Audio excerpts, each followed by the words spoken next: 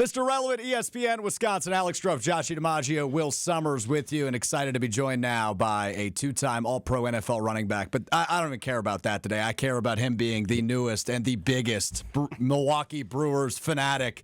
It is Arian Foster from Macrodosing on Barstool Sports joining us now. Arian, Game 3 NLDS tonight. How we feeling? How we doing as the Brewers look to punch their ticket to the NLCS?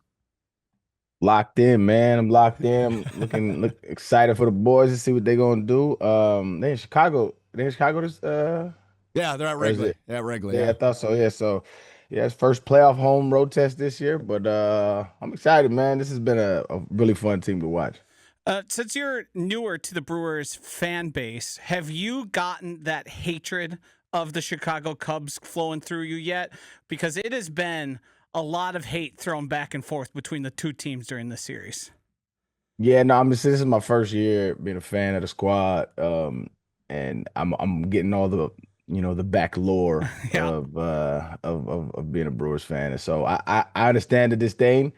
It's a rival, so it's gonna take time to build that up in my heart. You know what I'm saying? Because I have a little bit already because my stepdad is a huge baseball fan. He's a White Sox fan, and he's always saying he hates the Cubs. So it's natural transition. So our producer, Will Summers, he is a White Sox fan. He was born and raised in Chicago. We're not even going to talk about his Bears fandom, at least not yet. But we've got him on the bandwagon because I think the shared hatred for the Cubs works in our favor, right, Will? It's the mutual hatred. It makes the most sense for White Sox fans to become Brewers fans as a second team. Yeah, I like that. All right, Aaron, for those that don't know, that are listening to you talk Brewers for the first time, talk about how this came to be. Because my understanding is right before the baseball season started, you were like rattling through all 30 teams, and ultimately you landed on the Brewers because you loved the logo. You like Milwaukee, although you hadn't been until you threw out your first pitch earlier this year. How did we land on the Brewers, and how did we land on such a magical season? Yeah, so when we were, I do a podcast with a couple of friends of mine, and they always talk about baseball, and every time they start talking about baseball, I just don't have anything to say because I never really watched it. Prior to this, I had been to like 4 or 5 games, and I loved going to baseball games.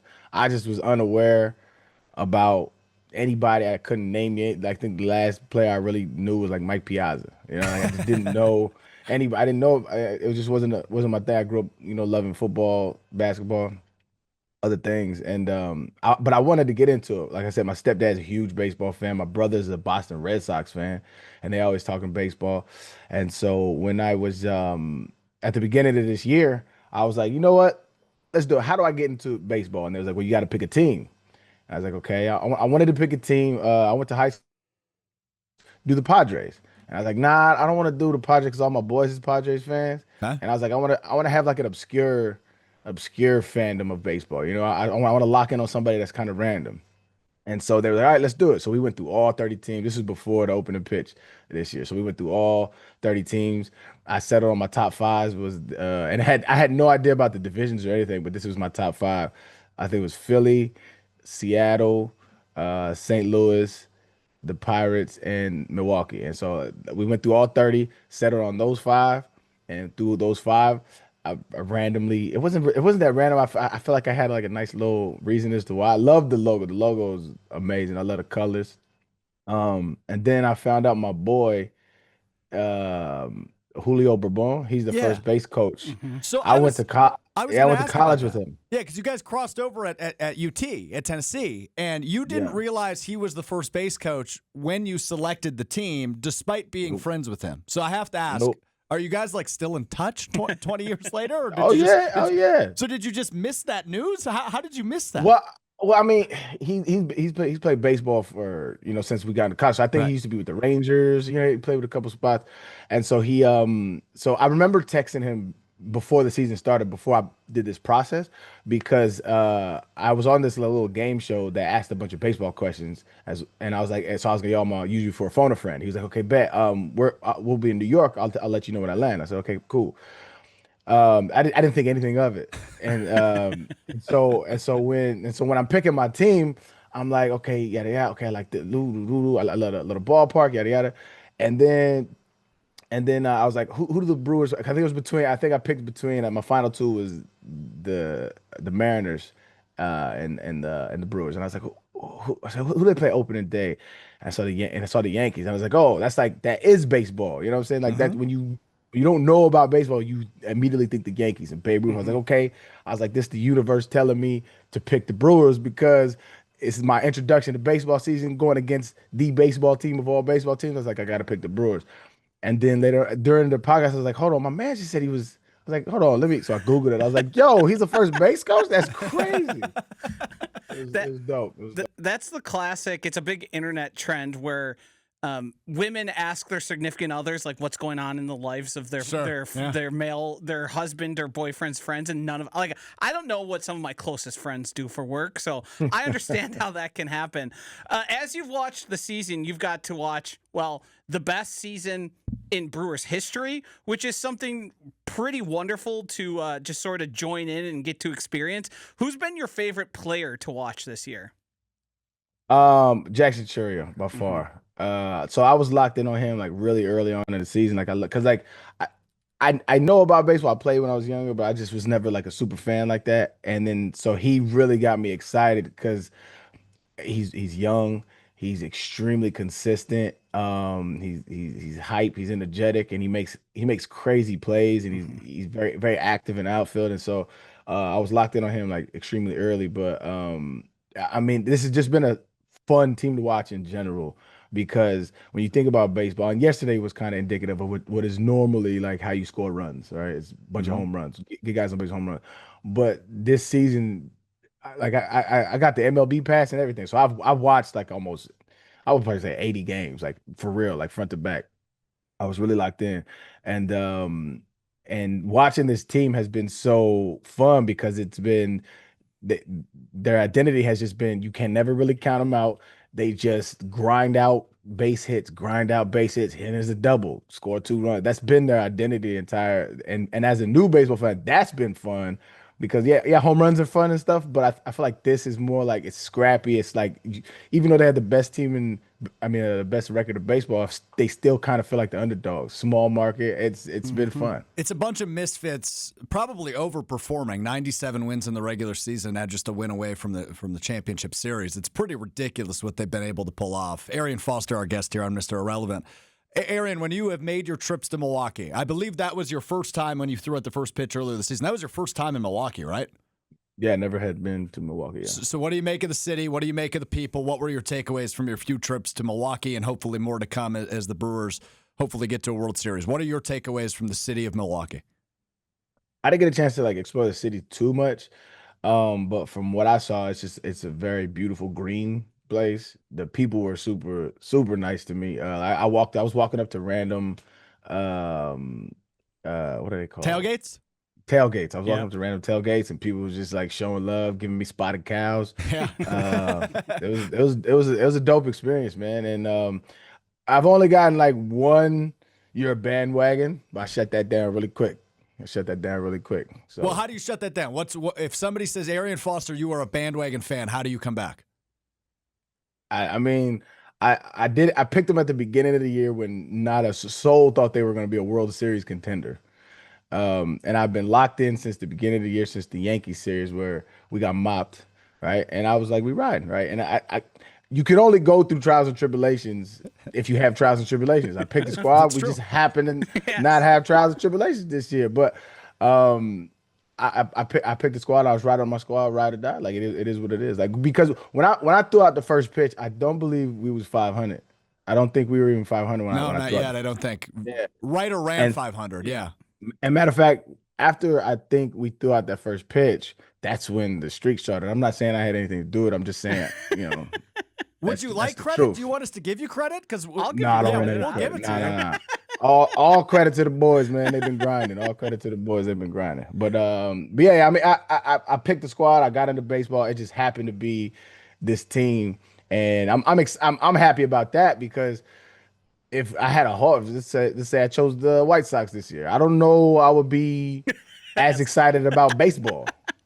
And so this, even if knock on wood, we don't end up taking it this year, it's got me excited enough about baseball to become a real fan of the sport. And I think that's what it's about. It's about growing the sport, and as an ex-professional athlete, that's what I learned to love about like fantasy football, right? I hated it when I was in it, but I learned to love it because I got 80-year-old grandmothers telling me how much they love watching me play, and I'm like, that's dope. It's growing the sport. Yeah, that's awesome. Arian Foster here on Mr. Irrelevant. What are you thinking for tonight? You thinking a sweep is in play? I want to get into your mindset right now because I'm all systems go. I want the Brewers to treat this as if it's a game 7. I want them to try and shut out the rival just down south from us here and try and get a sweep on them. Where are you at? That would be ideal. I mean, of course, you don't want to walk into the playoffs. You want to stomp into the playoffs. And this would be a statement that come out. What was it 9-3 the first game? This game, I'm hesitant to say that that'll happen because I feel like we really emptied the clip in the second game pitching wise. Like we really put out the big guns. Who do we know who's on the mound? Yeah, Quinn Priester gonna go, who won so 19 straight appearances during the regular season. And the good thing is the only person who we expect not to be available is the Miz. Yeah. So the bullpen is still stocked. You haven't used Quintana at all. There's options. Yeah. Okay. Well, yeah. So that is like the behind Freddie P. That's probably your big gun. So maybe they saying mess it, man. Let's close it out. I would love nothing more than to do that. That makes a statement that says the season wasn't a fluke and we're here. And by the way, give me the Dodgers in the CS because of the regular season sweep of the Dodgers by the Brewers. Give me them. I'd love to see another sweep in the CS. I would love to see. I got a bunch of family in LA, so I would definitely pull up to those away games all brewed up in my Brewer gear too. So you mentioned brewed up in my Brewer gear. You mentioned away games. Are we getting you back to Milwaukee once hopefully the Brewers win the series? When are you coming back? Absolutely. I was gonna go to the Chicago game, but I had a couple things I had to handle down here in Houston. I was gonna go to that game today, but I couldn't make it. But next series, I'm probably gonna pull up to 1 or 2 games. For sure. You let us know. We'll buy you as many spotted cows as you need. We'll make you as many brats as you need. We'll make sure the cheese curds. We can show you around too. Yeah, we can show you the city. Take you to all the hot spots. We got to put Arian Foster on a shuttle to a Brewer game. Oh, I will take it. You know what I want to do? I heard the golf courses out there are amazing. I'm an 8 handicap. I love golf, and I heard the golf courses out there are amazing. So if y'all got any really good spots, I'm in. Well, we know we could probably arrange trying to get you on Whistling Straits if that's something that's in your interest. I heard about that one. Yeah. I mean, if y'all can get me on that, let me know, man. I'll pull up. We'll have our people talk to your people. A couple more for Arian Foster. All right, Aaron, we got to talk about your rap career. I know you haven't released music in a little bit, but I need Bobby Fino with a Brewers hype track. Can we make that happen? Is that something that's been on your brain already? I don't know if that's my style, but the Brewers actually asked me to get on to send them a video for like a hype in the stadium thing, and I just was like, I've never been that guy to like hype up. That's just I'm always kind of play the background. Like hyping up has never been my style. I'm a little more calm than that. So even when I played, I was never like yelling. It was just I was chill. You were lead by example, not lead by voice. There you go. So we just need them in the stadium. So should we put you on the NLCS roster? I guess I'm not sure what the angle is then. If we're not having you record hype up videos, we should just put you on the damn roster. I'll just be in the stands drinking my spotted cow. Maybe another first pitch. Like everybody else. How was the first pitch? Did you throw a strike? I did throw a strike, but it was very underwhelming because I had a mishap in my first pitch career. Go on. So, I'm from San Diego, and they asked me to throw out a first pitch a while back. And so I was like, yeah, of course. So I flew out, went to the game, and this was my problem. My problem was that I went to the game, and I like going to the game, and I love enjoying like some drinks, right? Mm-hmm. So my dad was there, all my boys from high school was there. The problem was the game was at 6, and I didn't eat the whole day. Walked into the ballpark, was like, need a drink. Let's get it going. Mm-hmm. Was a little saucy. I was a little saucy. And in my head, you got that little demon in your head. Yeah. Hey, we gonna throw an 80-mile-per-hour fastball, and we're gonna make this crowd go, ooh. Uh-huh. That didn't happen. I threw like a 65 grounder and skipped it bounced. Yeah. And so what I didn't was with my team to show up and grounded. And so I threw a nice little rookie of the year floater. Yeah, just to get him across. But I think that story of your first pitch in San Diego is like the epitome of why you fit in with Brewers fans. You maybe got a little too tipsy and you skipped in it. So I think you fit in perfectly. Yeah, I can't tell you the amount of times a few beers have put me into an irrational spot of confidence. Yeah, 100%. And it was a little serendipitous too. You know, my hometown, San Diego Padres. I picked Brewers over them. I made the correct choice. You know, I made the right choice. Did you? So I was following along with the stuff you guys were doing on macrodosing, sort of behind the scenes there. Did you get to go down the slide, or were you asked to? Because that's also an experience some people get that is not. It can be scary for some. There's a broken arm. When I did it, I screamed the whole way down like a little sissy. I mean, it was not a good pop by me. I definitely went up and down the slide about 3 or 4 times. Wow, like a kid in a jungle gym. Yeah, I mean it was really. I mean, I was already had a couple spotted cows right here, so it was fun. It was super fun. But here's my takeaway, because everybody says, "Oh, you know, there's a guy that broke his arm." Yeah. Yep. It's no disrespect to him, but if you get injured on that slide, that is user error. That's on you. Yeah. It's a big slide, I guess, but it's not. Not enough to carry it. No, broken bones. while I'm a big wuss when it comes to heights, there was never a thought in my brain when I did it that, oh no, I'm going to break my arm here. Yeah, I mean, even the padding on the back is just it's excessive, right? It's I think they're covering their tail for that. Yeah, oh yeah. But listen, it's a slide. Like, you know, We've all done them. I don't know what he was doing. I don't know what that dude was doing. The like, wrong things is the answer. The wrong things. No, like I said, no disrespect to him, but no disrespect to him. I'm just going to disrespect him for a moment. I mean, I question his sliding capabilities for sure. All right, Arian, last thing before we let you go, our producer, Will Summers, who I mentioned is a Bears fan, has one thing for you. I'm not even sure where this is going. Will, the floor is yours. Yeah, so one football question for you. These guys, they always beat up on me because they're Packers fans. I'm a Bears fan. And they must not have heard you say it, so I was hoping you could explain to them that the NFL is scripted and it really doesn't, nothing matters when they beat me every time, and they're idiots for thinking that it does. You know how crazy that whole whirlwind was?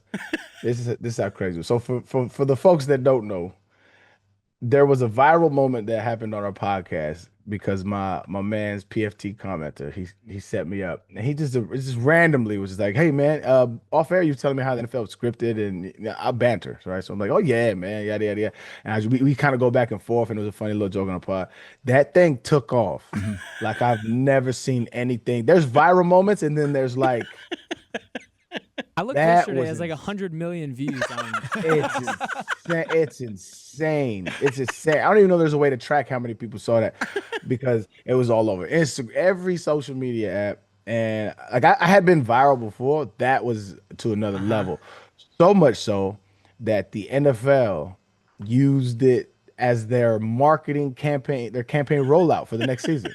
They had, I don't know if you remember, they had guys sitting around talking about the script, which kind of made me mad because I'm like, how you not? I mean, it wasn't like I was just a regular guy in the league. I had a name. You could have put me in the, but it's all good, you know. But it was an unreal moment that the funniest part is like I had some of my boys like hit me and say, "Hey, is it for real?" I'm like, bro, what's wrong with you? You can clearly see I'm joking. Clearly. So you're not even going to entertain it anymore. You learned from your mistake. No more talking about that. I mean, that is a litmus test for critical thinking of America. In my opinion. True that. Because you could clearly see I was joking, but it's run with the. That's on you. If you think that's real, that's on you. All right, Arian. Last thing before we let you get out of here, give us some homework. Give us a homework assignment. What conspiracy theory should we look into? Okay. There's one called MK Ultra.